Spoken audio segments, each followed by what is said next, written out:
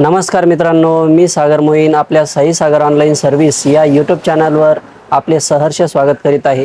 मित्रांनो, बऱ्याच दिवसापासून आपण ज्या योजनेची आतुरतेने वाट बघत होता त्या योजनेची सुरुवात आपल्या महाराष्ट्र राज्याच्या पशुसंवर्धन विभागाच्या मंत्री पंकजाताई मुंडे यांनी आज घोषणा केलेली आहे। तर ते आपण बघूया। नमस्कार, मी पंकजा गोपीनाथ मुंडे, महाराष्ट्र राज्याची पशुसंवर्धन मंत्री। या खात्याच्या मंत्रिपदाचा भार स्वीकारल्यानंतर महाराष्ट्र सरकारने अत्यंत महत्त्वाची योजना सन्माननीय मुख्यमंत्र्यांच्या मार्गदर्शनाखाली करण्याचा निर्णय या बजेटमध्ये घेतलेला आहे। ही योजना आहे महाराष्ट्र ग्रामीण पशुधन उद्योजक योजना।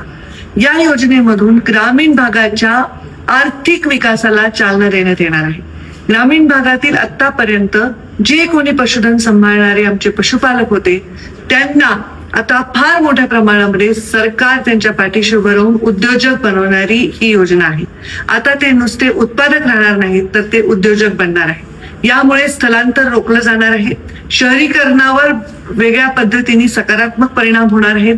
ग्रामीण भागातील जीनची पॅन्ट टी शर्ट घातलेला गॉगल घातलेला तरुण हा उद्योजक बनणार आहे। शेती आणि शेतीपूरक व्यवसाय करण्यासाठी त्याला अजिबात मागे पुढे बघायची गरज नाही। पशुपालक होण्याच्या निमित्ताने तो एक उद्योजक म्हणून सन्मानाने जगू शकणार आहे। महाराष्ट्रातील ग्रामीण युवकांसाठी ही सुवर्ण संधी आहे।